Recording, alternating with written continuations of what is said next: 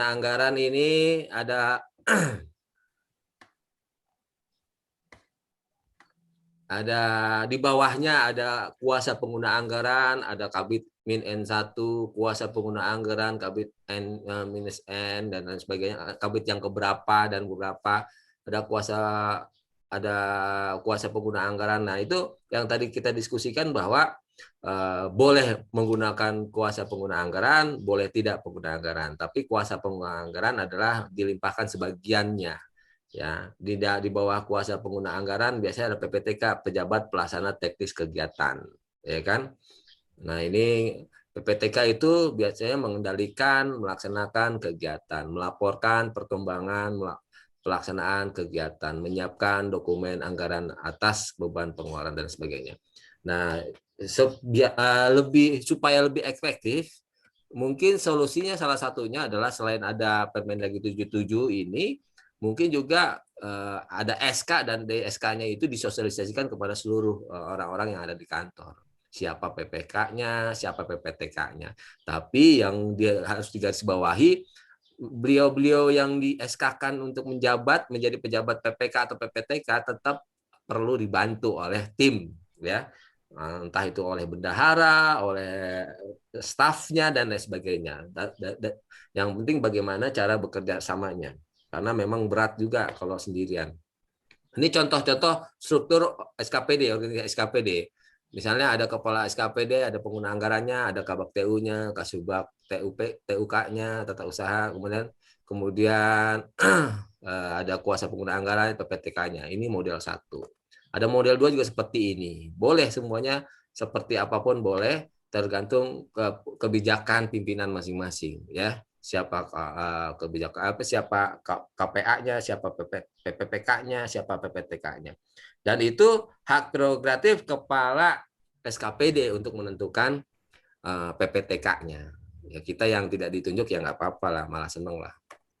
Oke, ini gambaran pengguna anggaran selaku kepala SKPD atau selaku PA. Biasanya disebut kepala dinas, kepala badan, kepala SKPD. Oke. Tugasnya adalah menyusun RKA SKPD, rencana kerja anggaran. Menyusun DPA, dokumen pelaksana anggaran. Kemudian melakukan tindakan yang mengakibatkan pengeluaran atas beban anggaran belanja dan atau pengeluaran pembiayaan. Kemudian melaksanakan anggaran SKPD yang dipimpinnya, melakukan pengujian atas tagihan dan memerintahkan pembayaran. Nah, kadang-kadang pernah juga nih, Bapak Ibu, saya jadi narasumber dulu di salah satu daerah. Saya menandatangani honor gitu ya. Terus saking luar biasanya kepala dinasnya, pengguna anggarannya, beliau langsung nanya langsung kepada saya narasumber, Pak, sesuai nggak dapatnya sekian, sesuai sampai begitu, ya.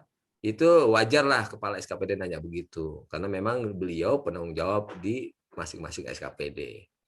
Ya, mungkin atau juga beliau bertanya begitu, mungkin ada ketidakpercayaan beliau kepada PPTK-nya. Tapi nggak apa-apa, saya cerita apa adanya. Begini Pak, oh terima kasih Pak atas bantuannya. Kayak gitu, karena memang beliau yang menguji atas tagihan yang dan memerintahkan pembayarannya, takut salah. Oke, kemudian yang F, melaksanakan pemungutan retribusi daerah.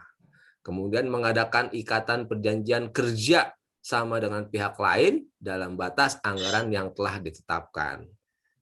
Oke, menandatangani SPM, surat perintah membayar. Kemudian mengelola utang dan piutang daerah yang menjadi tanggungan SKPD. Oke, menyusun dan menyampaikan laporan keuangan SKPD yang dipimpinnya. Mengawasi pelaksanaan anggaran SKPD yang dipimpinnya. Menetapkan PPTK dan PPK SKPD-nya. Menetapkan pejabat lainnya dalam SKPD yang dipimpinnya dalam rangka pengelolaan keuangan daerah dan melaksanakan tugas lainnya sesuai dengan ketentuan peraturan perundang-undangan. Nah, itu berarti sudah di banyak nih kegiatan beliau. Makanya kegiatan beliau yang tadi ada Bapak bertanya kan, Pak, bagaimana hanya nota dinas saja? Misalnya kalau saya setelah diklat boleh, tapi kan ada tidak menutup kemungkinan karena beliau sibuk saking tugasnya banyak, akhirnya mungkin nota dinas itu tidak sempat dibacakan. Jadi cara efektif yang lain adalah kita presentasikan, itu salah satu cara efektif dan efisien teknisnya. Makanya diklat kita namanya pengembangan kompetensi teknis bendahara. Tidak hanya tentang keuangan, tapi bagaimana caranya menyampaikan ilmu yang kita dapat. Oke, siapa tahu setelah kita sebarkan ilmu yang kita dapat, yang mendapatkan ilmu menyebarkan lagi, ya Bapak Ibu dapat pahala. Atau mungkin nanti setelah Bapak Ibu menyebarkan, tiba-tiba rezeki Bapak Ibu dipromosikan menjadi kasubag atau kabid dan sebagainya. Oke? Atau mungkin jadi kepala dinas, amin. Ada mempunyai tugas lainnya, PK-nya, menyusun anggaran kas SKPD, melaksanakan pemungutan lain-lain pendapat asli daerah, menyusun dokumen naskah perjanjian hibah daerah, menyusun dokumen pemberian bantuan sosial, menyusun dokumen permintaan pengesahan pendapatan dan belanja atas penerimaan dan pengeluaran daerah sesuai dengan ketentuan peraturan. Selalu yang terakhir atau menjelang terakhir ada tulisannya, tugas lainnya harus sesuai dengan ketentuan peraturan perundang-undangan. Dalam artian bahwa belum tentu kepala dinas Bapak Ibu, kepala SKPD Bapak Ibu membaca peraturan yang terbaru. Jadi apa salahnya Bapak Ibu yang tahu lebih dulu memberikan informasi kepada beliau. Nah, itu luar biasa. Kayak kalau di birokrasi kayaknya Pak, tingkat keikhlasan, syukur dan sabarnya harus tinggi Bapak Ibu.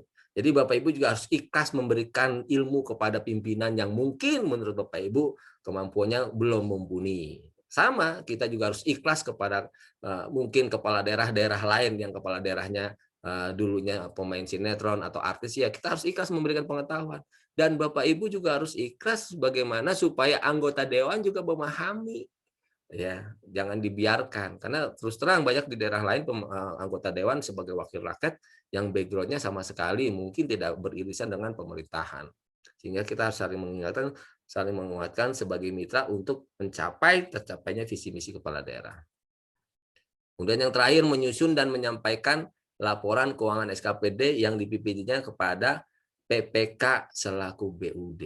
Jadi melaporkan keuangan SKPD kepada PPK, Pejabat Pengelolaan Keuangan Daerah selaku Bendahara Umum Daerah. Nah, BUD ini sebagai koordinator kan menampung semua laporan keuangan yang dilakukan atau diselesaikan, dipertanggungjawabkan oleh masing-masing SKPD. Makanya ada kebijakan pengelolaan keuangan daerah. Sehingga kalau setiap SKPD membaca kebijakan daerah tentang pengelolaan keuangan daerah, artinya nanti dalam pelaksanaan pelaporannya dengan menggunakan pola yang sama, prosedur yang sama, sehingga BUD atau PPKD itu tinggal ngumpulin, ya kan, semua laporan-laporan dari masing-masing SKPD. Oke, kemudian kepala SKPD selaku pengguna anggaran mempunyai wewenang. Wewenangnya adalah menandatangani dokumen permintaan pengesahan pendapatan dan belanja atas penerimaan dan pengeluaran daerah sesuai ketentuan peraturan perundang-undangan. Nah, itu juga saya juga kalau ngajar para kepala dinas, saya ingatkan bahwa hati-hati Bapak Ibu. Zaman sekarang, zaman VUCA word ya, VUCA word itu volatility, uncertainty, complexity, dan ambiguity. Sehingga kadang-kadang kita juga harus pandai-pandai melihat mana yang asli, mana yang palsu. Kadang-kadang zaman sekarang susah. Kita membedakan mana yang asli, mana yang palsu. Makanya tanda tangan pun harus ada spesial tanda yang Bapak Ibu harus ketahui. Karena pernah kejadian, mudah-mudahan nanti Bapak Ibu jadi kepala SKPD ya, pernah kejadian beliau sudah pensiun, beliau sudah tidak di dinas tersebut berapa lama tahunnya, tapi ternyata ada temuan tanda tangan beliau. Nah, kalau beliau tidak menggunakan atau menggunakan tanda tangannya secara special edition, tanda-tanda khusus, berarti akan mudah dipalsukan. Nah, itu hati-hati. Dan perlu diketahui, semua juga harus pahami itu karena zaman digital.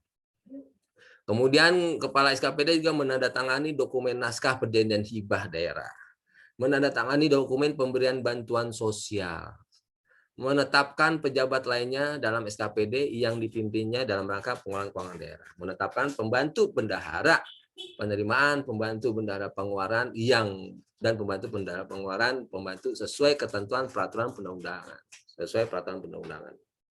Kemudian dalam hal dibentuk SKPD tersendiri yang melaksanakan wewenang melaksanakan pengurusan pajak daerah, PA melaksanakan pungutan pajak daerah bla bla bla bla ya. Mengelola utang dan piutang daerah yang menjadi tanggung jawab SKPD yang dipimpinnya merupakan akibat yang ditimbulkan dari pelaksanaan DPA SKPD. Makanya di masing-masing SKPD dengan menggunakan isi PD ke depan itu jelas tuh pendapatannya berapa per SKPD, belanjanya berapa per SKPD, biayanya berapa per SKPD. Di situ harus paham. Walaupun mayoritas masing-masing OPD belanjanya jauh lebih besar daripada pendapatan, tapi selama program kegiatan yang masing-masing OPD usulkan bisa secara langsung atau tidak langsung meningkatkan pendapatan asli daerah, nggak ada masalah ya. Tidak hanya spend money, tapi how to get money sehingga pendapatan daerah meningkat. Nanti tugas Dispenda yang mengumpulkan pajak retribusi dari masing-masing OPD dan dari masing-masing wajib pajak dan lain sebagainya. Kemudian kepala SKPD mengolah utang yang menjadi kewajiban kepada pihak lain. Pekerjaan yang telah selesai pada tahun anggaran sebelumnya. Nah, artinya yaitu komunikasi, sosialisasi dan kolaborasi harus dilakukan karena sering terjadi pada saat kepala dinas baru pindah ke dinas yang baru, ternyata sebelum-sebelumnya kepala dinas banyak utang ke pihak ketiga. Nah, itu juga harus ditanggulangi. Makanya berat jadi kepala SKPD. Makanya Bapak Ibu sebagai bawahannya atau timnya harus mengingatkan supaya mereka bisa bekerja secara tim dengan baik. Kemudian hasil pekerjaan akibat memberikan kesempatan kepada penyedia barang menyelesaikan pekerjaan yang sehingga melampaui tahun anggaran yang ketentuan peraturan undang-undangan. Jadi takutnya ada kegiatan multi years ya. Jadi harus tahu juga supaya berjalan pembayaran ke utangnya. Kemudian akibat putusan pengadilan yang telah mempunyai kekuatan hukum ya atau ganti rugi dan lain sebagainya. Kewajiban lainnya menjadi beban SKPD yang harus dianggarkan pada APBD setiap tahun sampai dengan selesainya kewajiban sesuai peraturan undang-undang. Wah, itu kan berat kan? Jadi kepala badan, kepala dinas itu berat Bapak Ibu. Ya, kalau ngelihat tugasnya. Tinggal mudah-mudahan beliau-beliau itu bisa melaksanakan tugasnya secara tersistem, terstruktur, terarah, terukur dan termudah.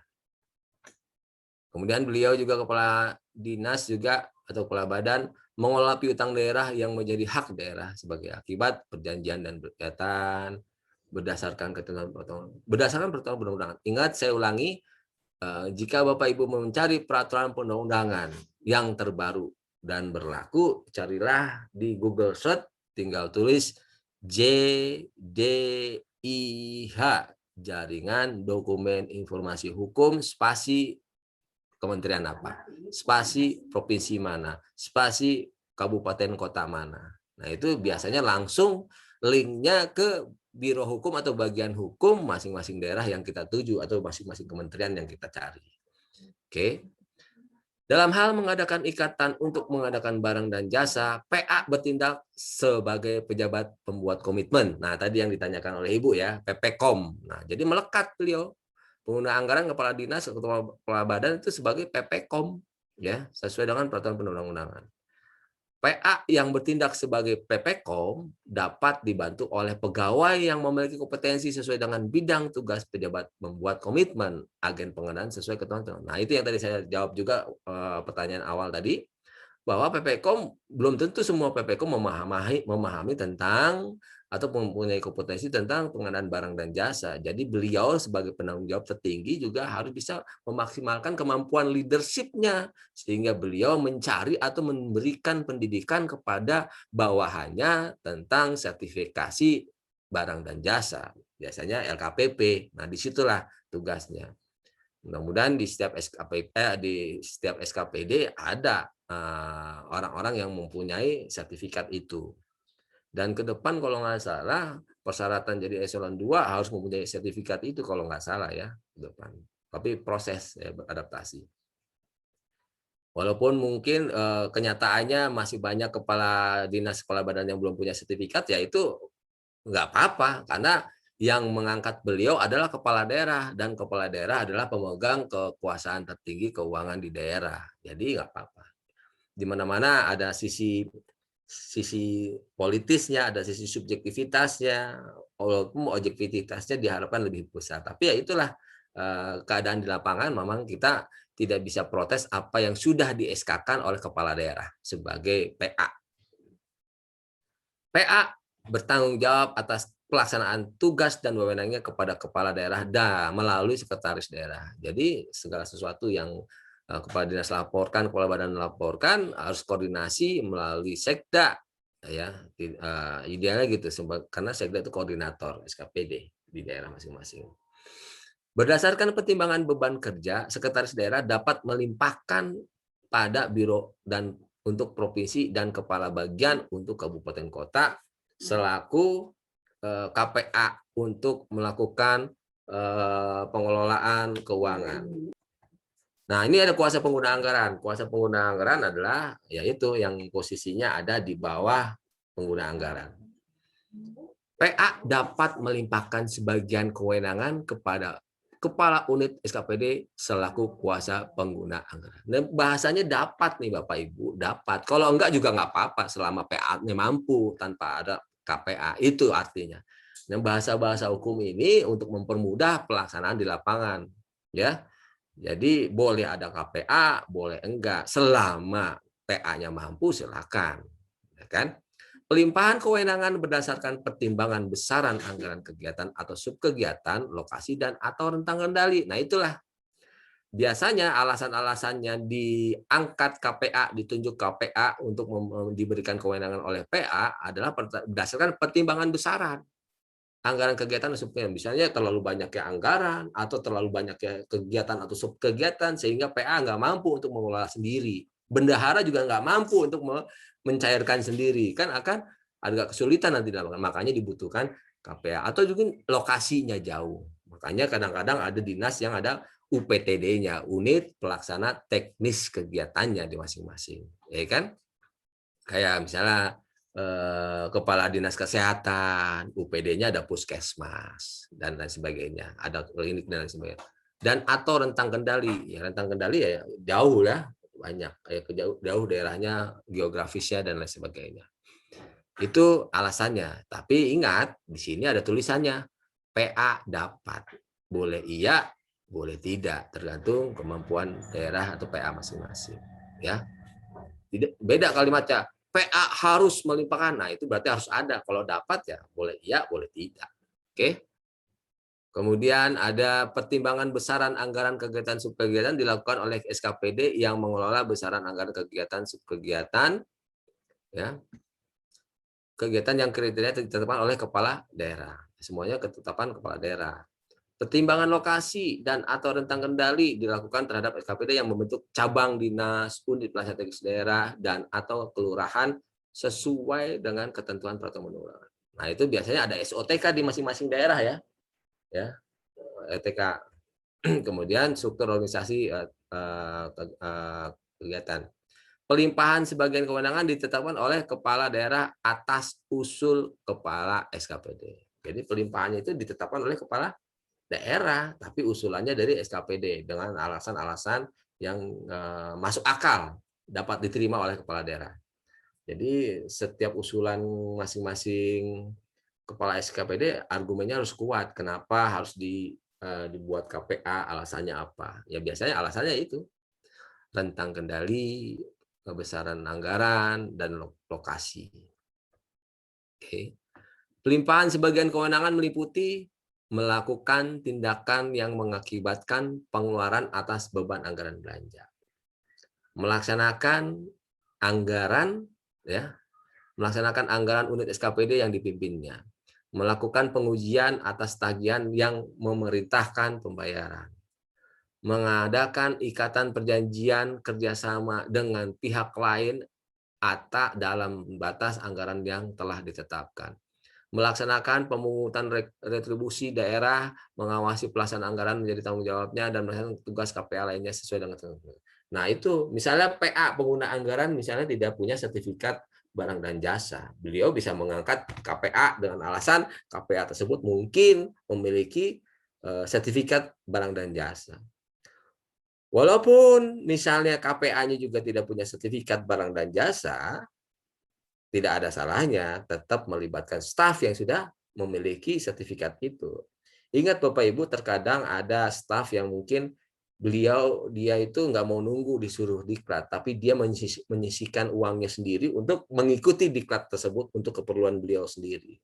Ada, akhirnya itulah harus sering-sering komunikasi dan kolaborasi untuk menginventarisasi kemampuan-kemampuan anggota tim atau orang-orang yang ada di SKPD masing-masing.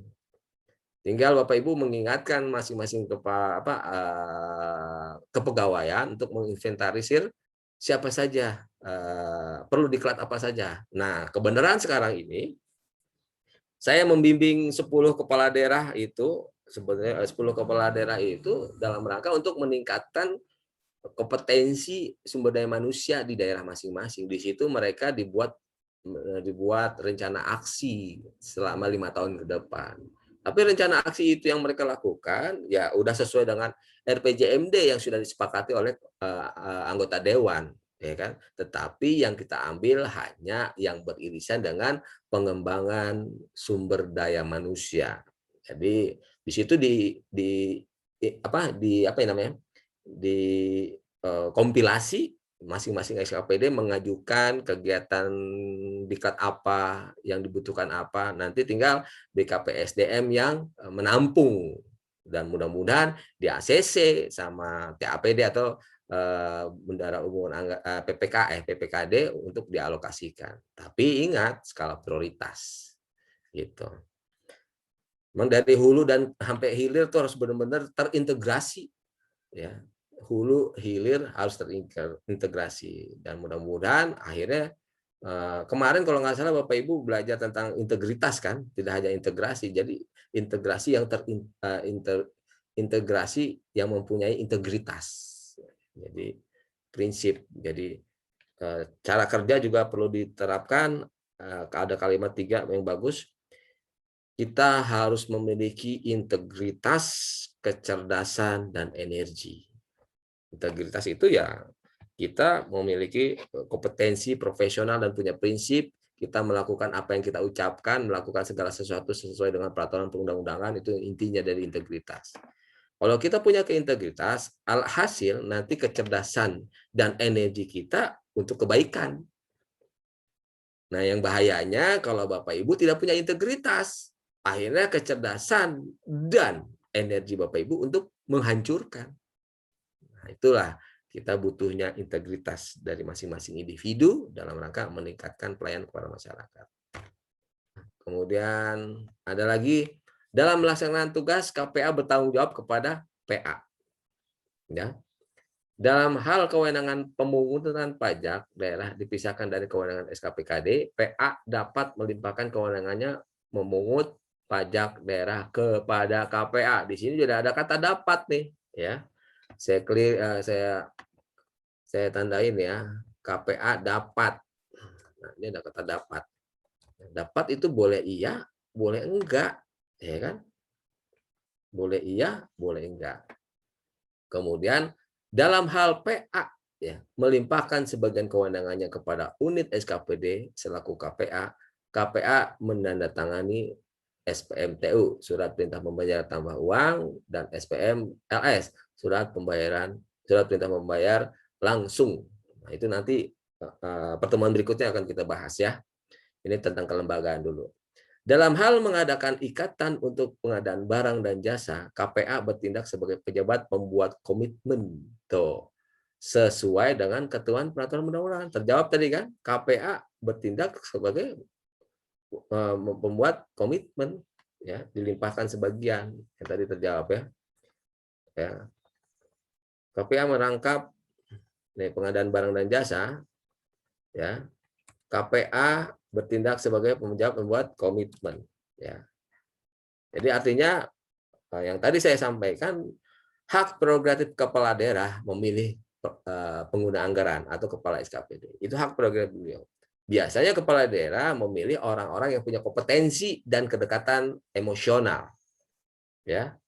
Karena kalau di birokrasi hanya memilih orang yang punya kompetensi tapi tidak ada kedekatan emosional, kurang maksimal pekerjaannya. Jadi memang di birokrasi itu yang sangat-sangat dibutuhkan adalah tidak hanya teknis tapi sosial kultural, ya, dan manajerial.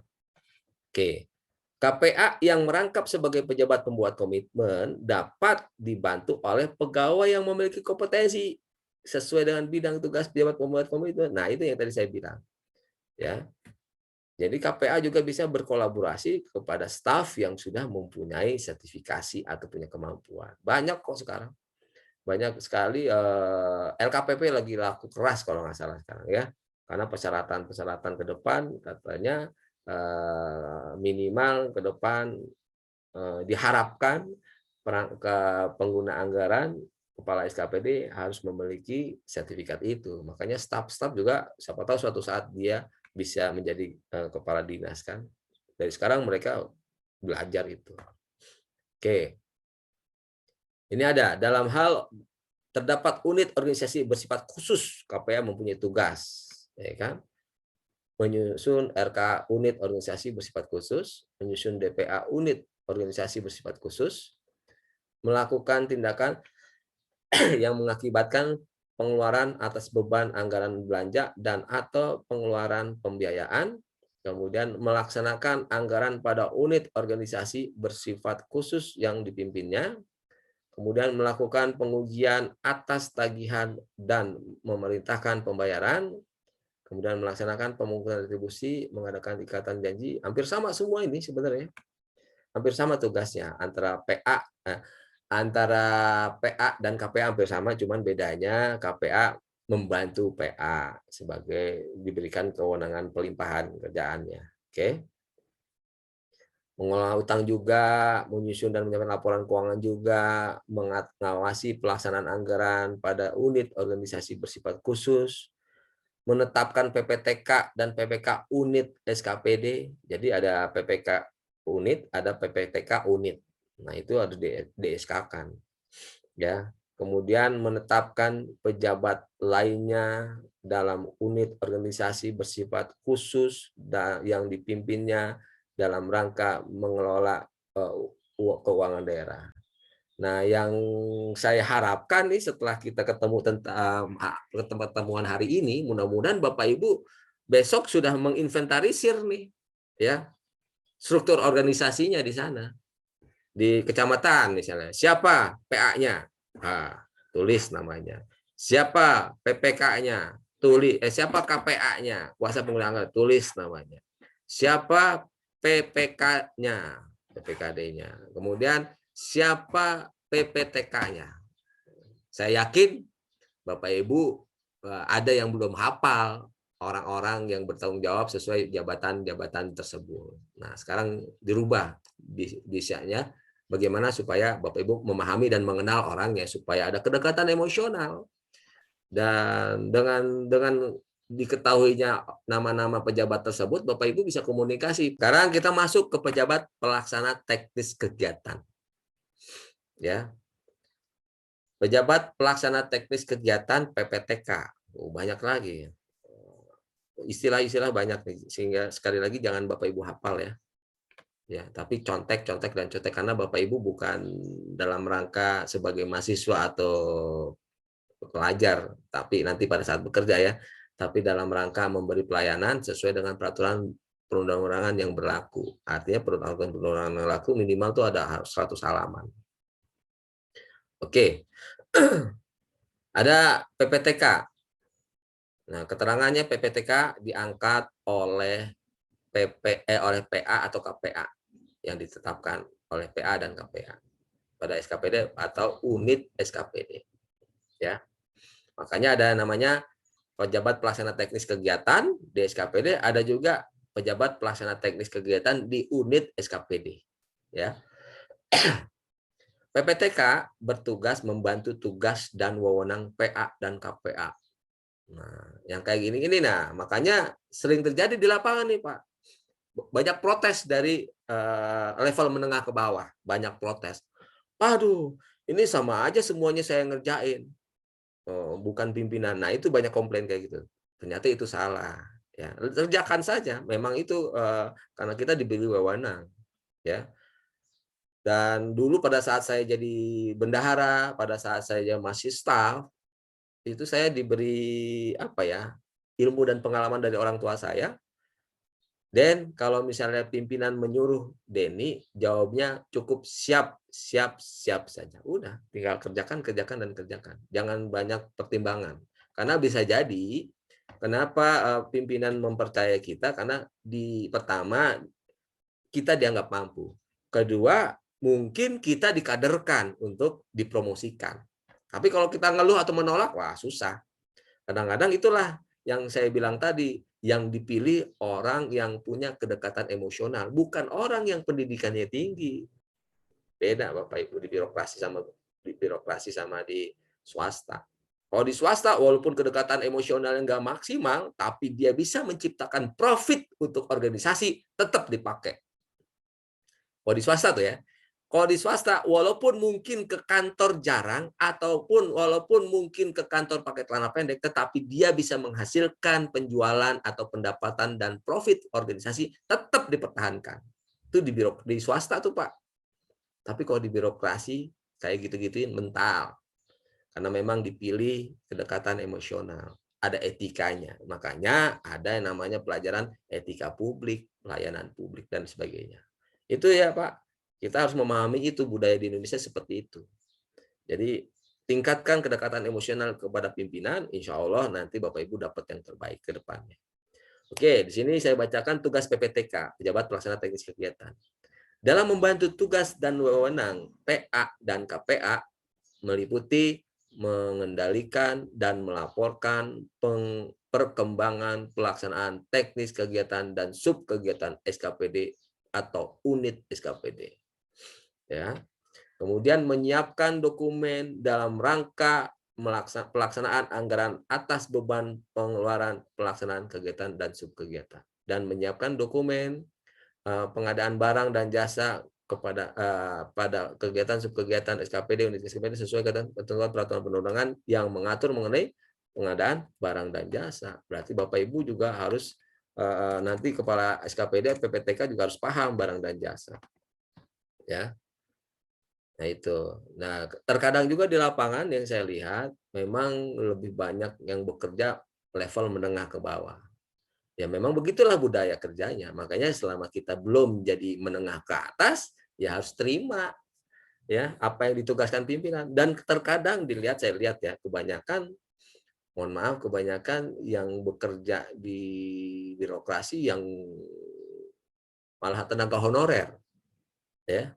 Nah, itu yang mungkin yang dimaksud oleh Pak Jokowi revolusi mental begitu. Janganlah, kita sama-sama kerja, sama-sama kolaborasi supaya kita saling mengingatkan dan menguatkan sehingga nanti pekerjaan jadi ringan secara bersama-sama. Bukan sama-sama kerja, tapi bagaimana bekerja sama. Bekerja sama itu artinya tidak harus semua orang mengerjakan hal yang sama, tapi tujuannya sama. Nah, itu. Saya kasih contoh nih teknisnya di lapangan ya. Ya. Bapak Ibu sebagai contoh simpel, Bapak Ibu sebagai kepala rumah tangga atau Ibu sebagai ibu rumah tangga ngajak jalan-jalan anak-anaknya, anak-anak Bapak Ibu misalnya ada 3 atau 4 orang. Kalau Bapak Ibu tidak menentukan tujuannya, pasti ngobrolnya di perjalanan nggak nyambung. Dek, kita jalan-jalan yuk, tapi nggak ngomong tujuannya kemana, nggak nyambung tuh di jalanan. Tapi kalau dari awal bilang, Dek, yuk kita dari Bandung mau ke Jakarta. Udah, itu minimal visinya tahu, tujuannya tahu, pasti mereka ngasih masukan-masukan. Pah, lewat Purwakarta aja biar dapat sate Marangi. Pah, lewat Cianjur saja biar bisa beli bubur Cianjur. Pah, lewat tol saja Cipularang biar cepat. Nah, itu anak-anak tuh ibarat SKPD atau anak buah menengah ke bawah, ngasih usulan-usulan. Tapi Bapak Ibu sebagai pimpinan, kepala dinas itu nanti yang memutuskan, oke, saya akan memilih lewat Cipularang. Nah itu, karena penanggung jawab tertinggi ya imam. Kita sebagai bawahan ngasih masukan-masukan dan ngasih inputan yang luar biasa. Oke, itu contoh simpel saja. Jadi memang lebih berat awalnya jadi staf, harus dipaksa untuk memberi masukan. Tapi tanggung jawabnya yang berat adalah kepala atau pimpinan. Itu yang Bapak Ibu harus sadari. Jadi jangan berpikir, pimpinan kita nggak bisa apa-apa. Jangan, Pak. Bisa jadi dia pura-pura nggak bisa apa-apa. Cuman beliau dalam rangka menggali karakter Bapak Ibu. Ini cocok nggak nih emosinya dengan saya? Ada nggak chemistry-nya dengan saya? Bisa nggak nanti saya promosikan? Nah itu di birokrasi harus diperhatikan seperti itu. Kemudian ada tugas PPTK lagi yang lain, mengendalikan dan melaporkan pelaksanaan teknis kegiatan sub kegiatan, meliputi menyusun jadwal pelaksanaan kegiatan sub kegiatan. Saya yakin PPTK ini nggak mungkin membuat menyusun jadwal sendirian, pasti ada timnya. Timnya adalah bisa bendahara, bisa diminta bantuannya maksudnya ya, bisa staff, bisa honorer. Nah itu akhirnya dari PPTK, PPK, KPA, PA, bahkan Sekda sekalipun harus bisa mempunyai kompetensi manajerial, memanage. Makanya 3 kemampuan kompetensi ASN, manajerial, teknis, dan sosial kultural. Manajerial itu fungsi-fungsi manajemen, yaitu bagaimana membuat planning, bagaimana membuat organizing, 5W1H-nya jelas, bagaimana actuating-nya, pelaksanaannya seperti apa, dan bagaimana controlling-nya. Nah itu semua jabatan yang berhubungan di daerah apapun namanya harus paham 3 kompetensi itu. Kemudian PPTK juga memonitoring dan evaluasi pelaksanaan kegiatan sub kegiatan dan melaporkan perkembangan pelaksanaan kegiatan atau sub kegiatan kepada PA dan KPA. Sehingga pokoknya yang sudah diangkat jadi PA dan KPA kan pernah jadi staf, pernah jadi bendahara mungkin, pernah juga jadi PPTK, pernah juga jadi PPK, pernah juga mungkin jadi KPA. Itulah sejarah birokrasi seperti itu. Makanya setelah beliau jadi pimpinan, beliau tinggal melihat dan memancing pertanyaan.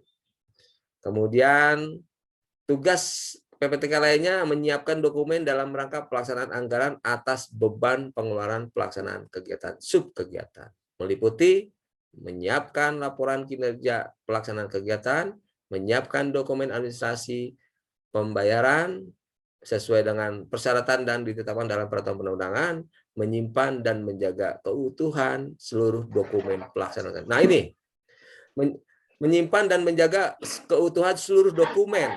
Artinya PPTK juga bisa bekerja sama dengan bendahara, bendahara juga harus juga mampu menjaga keutuhan dokumen. Nah, oke.